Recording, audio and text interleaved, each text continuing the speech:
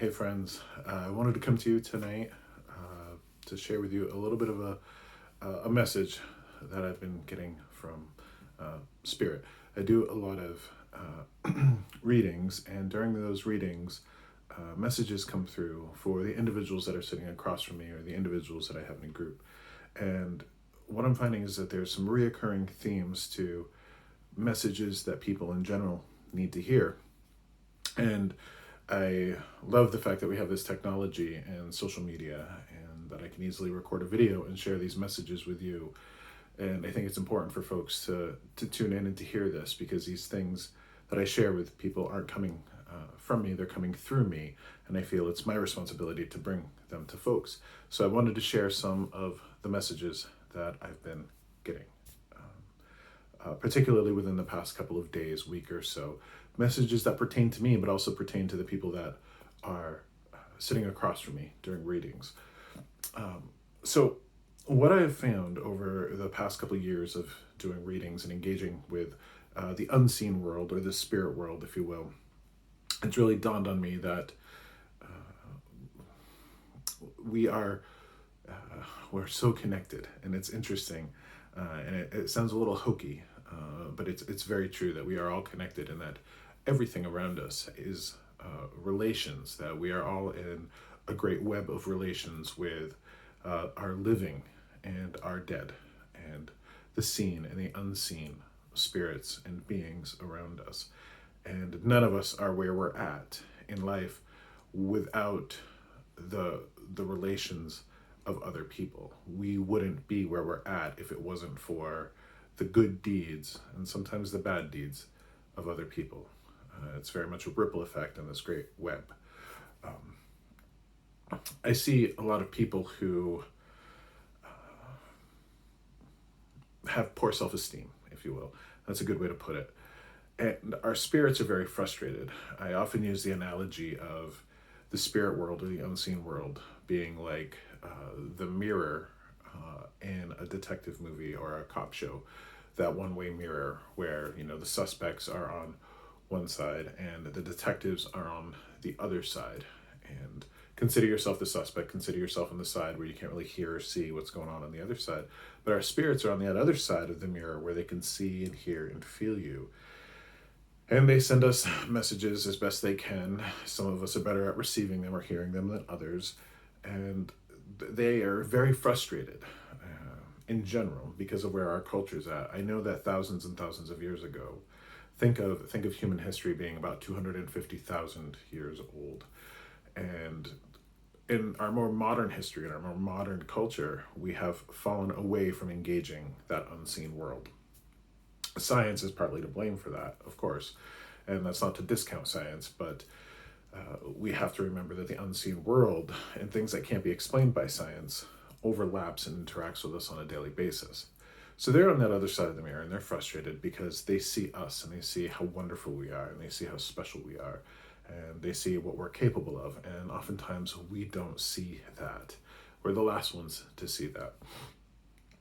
I had a reading with a woman the other day, and I'd seen her a few times, and wonderful woman, intelligent, compassionate, powerful, kind, capable of so many great things. And she's guilty, just like the rest of us, of forgetting those things. And when she comes to see me, it seems to be a reoccurring theme of, you just need to remember this. Your family, your ancestors are there behind you. Your benefactors are there with you, and hoping that you could just see what they see and remember what they see in you. And we are all very, very special individuals, and it's been said, we're all unique in the way that we are all unique, which makes us kind of not unique at all, I guess. It's one of those catch-22s of the human condition. When I give readings one-on-one, I will ask a person what their first name is, what their middle name is, what their last name is, if it's a woman, if they have a maiden married name, and then, no matter who it is, what the maiden name of their mother is. What I found is, on a spiritual level, we are identified by the maiden name of our mom. So, I would have my first name, I'd have my middle name, I'd have my last name, and then I would have my mom's maiden name on top of that. And there's only one of me. There's only going to be one of me. There only ever was one of me. There will always ever be one of me. And I struggle to remember that. Sometimes I'm just human like everybody else.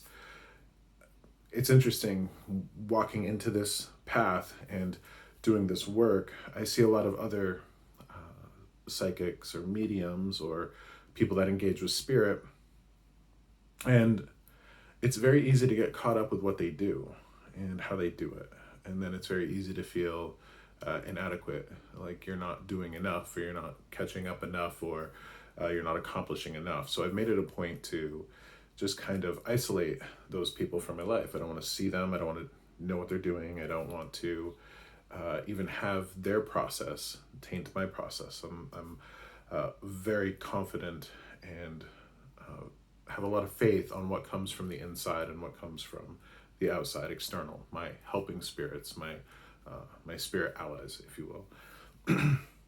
But I don't always remember that.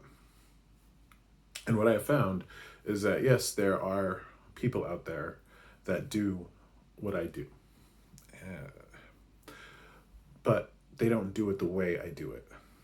And over time, I have gained confidence.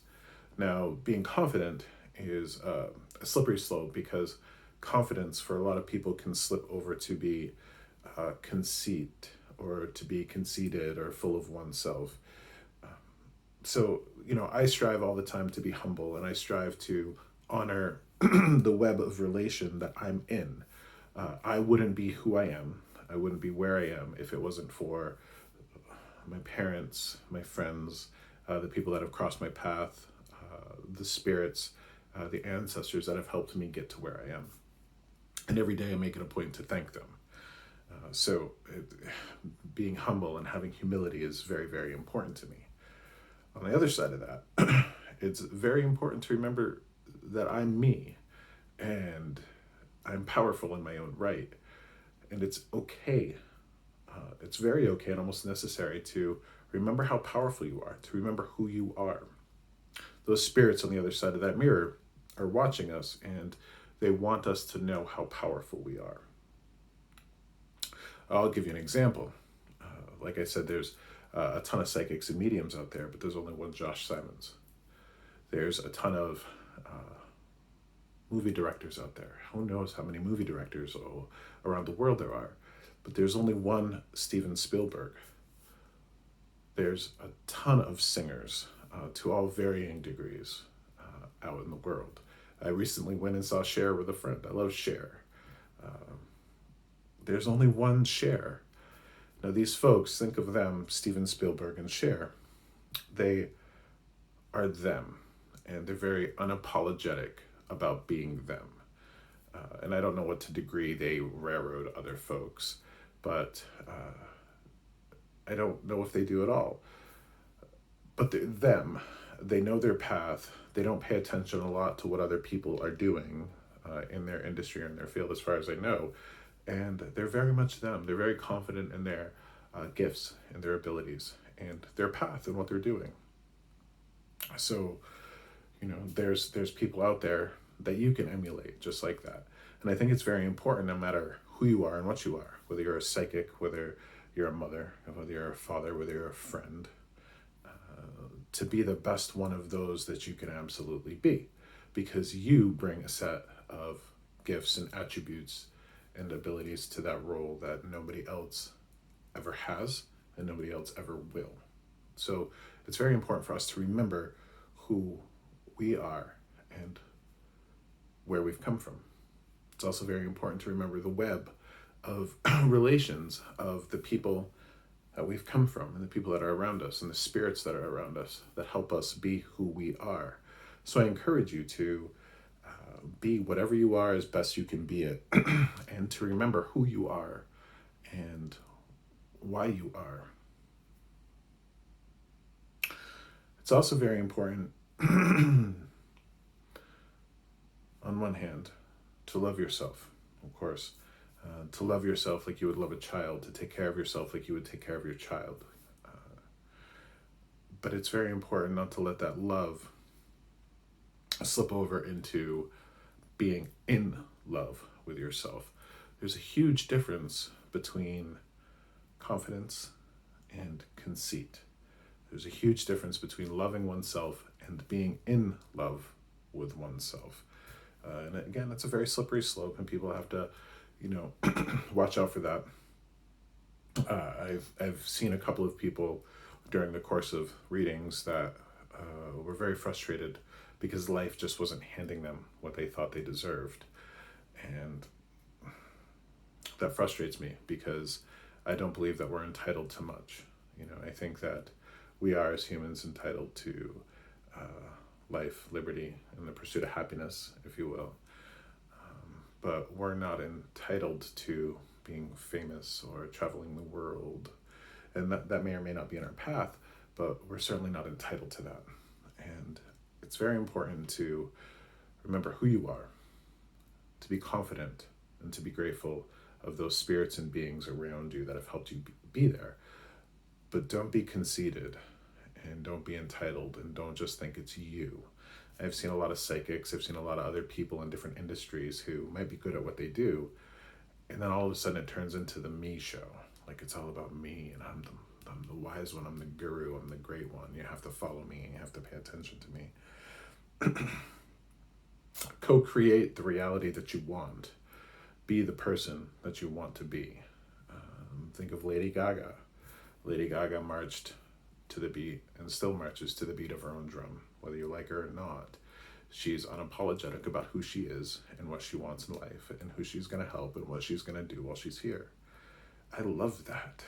I love that, and I love all of those people, not just Steven Spielberg, not just Cher. It seems to me that my role models end up being the people that know what they want in life, and while they're not railroading other people to get it, won't apologize for wanting that.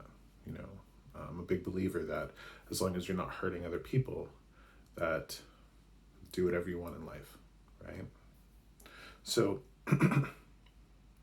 remember the web of relations that is all around you, seen and unseen, and be grateful for the people and the forces that have put you there. If we forget who we are and we forget why we're here, we not only do a disservice to ourselves, but we do a disservice to the greater, wiser powers that are maneuvering us on this great big chessboard of life. And it's very easy for us to lose sight of that we're part of a bigger plan. You are wonderful. You are the only person that is you. But you're not the only one responsible for that. Love yourself, but don't be in love with yourself. If you can love yourself, if you can treat yourself the way you would treat a child or a friend or a family member, but hold yourself accountable the same way a parent would hold a child accountable, life will unfold for you. The self-love movement is very important, but again, it's a slippery slope. We can love ourselves, yes. We can take care of ourselves, yes. But the self-love movement can easily slide right into staying in our PJs all day on the couch watching Netflix. And that's not ideal. Just like a parent wouldn't have a child lounge around all day and sit around all day. Hopefully not. You shouldn't sit around and lounge around all day. So love yourself, care for yourself, but don't be in love with yourself. Don't forget the web of relations that have put you here. Because when you do, there's a really good chance that if you do that long enough, those powers might abandon you. Those powers might deem it necessary to give you a reality check. So remain humble, remain grateful, remain confident, but avoid conceitedness, avoid entitlement, and march to the beat of your own drum. Love yourself, and the world will unfold for you.